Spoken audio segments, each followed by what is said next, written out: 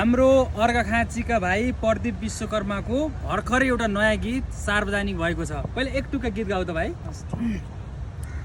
कहाँ छौ तिमी देख्न मन लागेको छ हेराइले तिम्रै तस्बिर आँखामा आएको छ पीडा धेरै छ हेराइले तिम्रो मेरो माया यो समाजमा घिडा धेरै छ हेराइले तिम्रो मेरो माया यो समाजमा घिडा धेरै छ।